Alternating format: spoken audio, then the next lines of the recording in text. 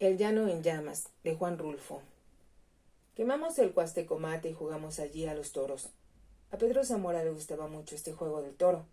Los federales se habían ido por el rumbo de Autlán, en busca de un lugar que le dicen la Purificación, donde según ellos estaba la nidada de bandidos de donde habíamos salido nosotros. Se fueron y nos dejaron solos en el Cuastecomate. Allí hubo modo de jugar al toro.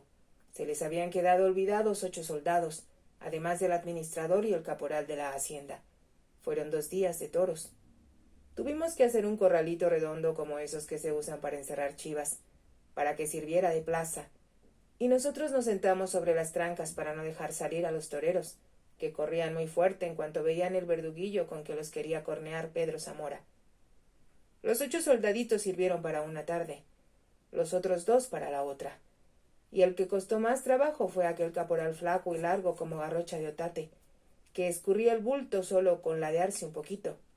En cambio, el administrador se murió luego. Estaba chaparrito y ovachón y no usó ninguna maña para sacarle el cuerpo al verduguillo. Se murió muy callado, casi sin moverse y como si él mismo hubiera querido ensartarse. Pero el caporal sí costó trabajo. Pedro Zamora les había prestado una cobija a cada uno, y esa fue la causa de que al menos el caporal se haya defendido también de los verduguillos con aquella pesada y gruesa cobija, pues en cuanto supo a qué atenerse, se dedicó a sangolotear la cobija contra el verduguillo, que se le dejaba ir derecho, y así lo capoteó hasta cansar a Pedro Zamora. Se veía a las claras lo cansado que ya estaba de andar correteando al caporal, sin poder darle sino unos cuantos pespuntes, y perdió la paciencia.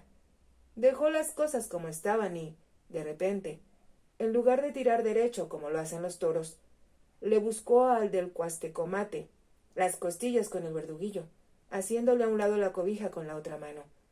El caporal pareció no darse cuenta de lo que había pasado, porque todavía anduvo un buen rato sacudiendo la frazada de arriba abajo como si se anduviera espantando las avispas. Solo cuando vio su sangre dándole vueltas por la cintura dejó de moverse. Se asustó y trató de taparse con sus dedos el agujero que se le había hecho en las costillas, por donde le salía un solo chorro, la cosa aquella colorada que lo hacía ponerse más descolorido. Luego se quedó tirado en medio del corral mirándonos a todos, y allí se estuvo hasta que lo colgamos, porque de otra manera hubiera tardado mucho en morirse. Desde entonces, Pedro Zamora jugó al toro más seguido, mientras hubo modo.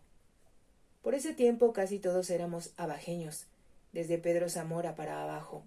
Después se nos juntó gente de otras partes, los indios güeros de Zacualco, zanconzotes y con caras como de requesón, y aquellos otros de la Tierra Fría, que se decían de Mazamitla, y que siempre andaban enzarapados como si a todas horas estuviera cayendo las aguasnieves.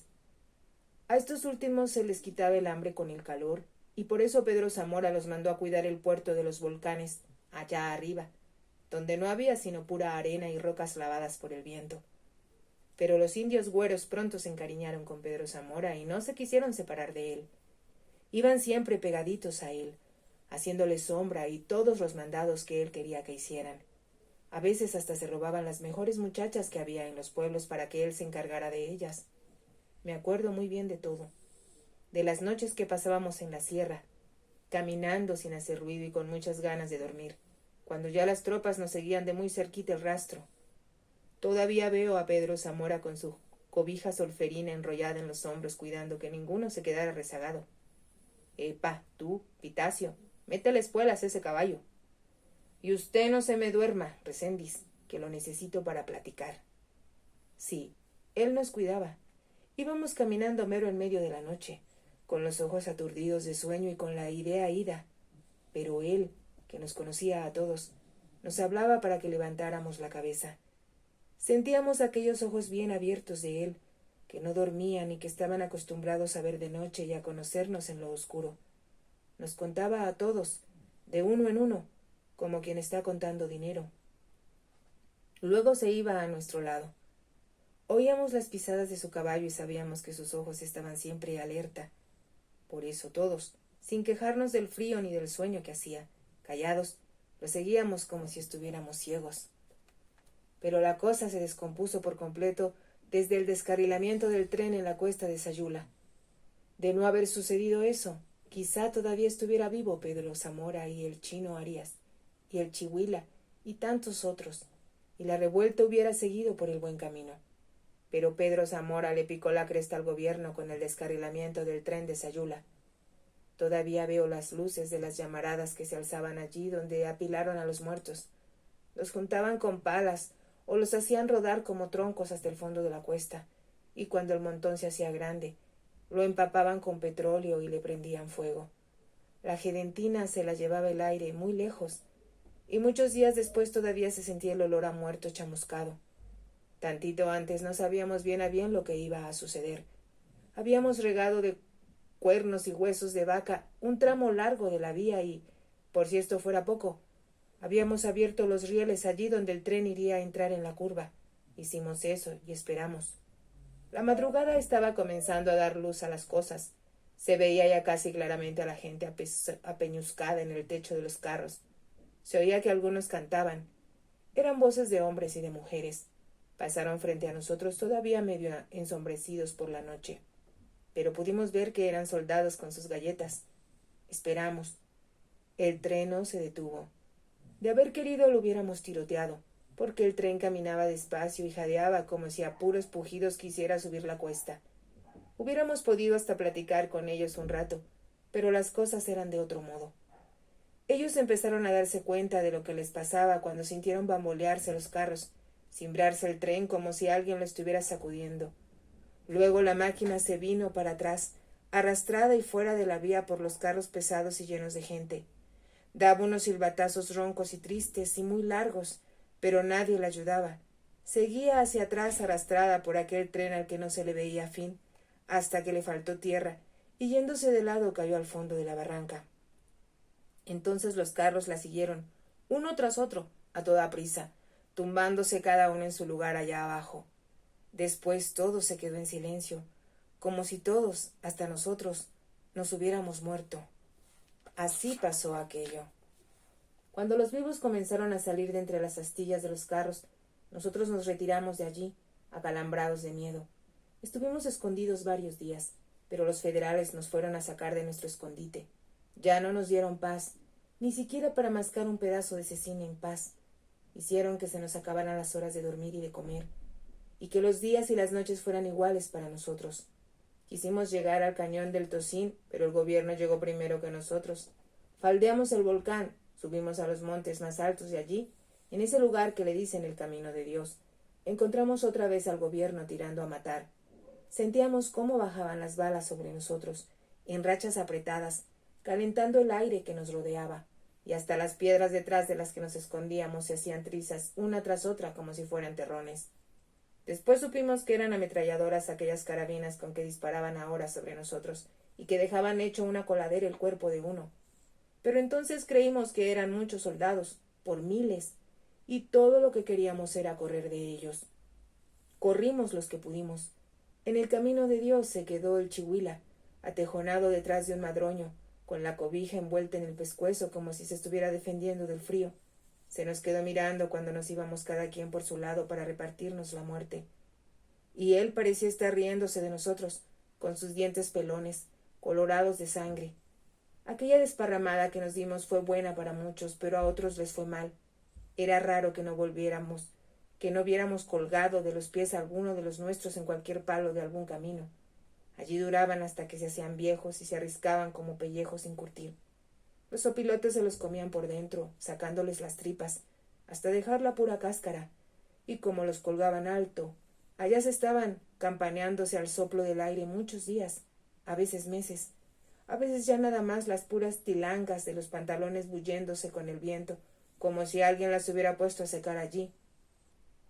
Y uno sentía que la cosa ahora sí iba de veras al ver aquello.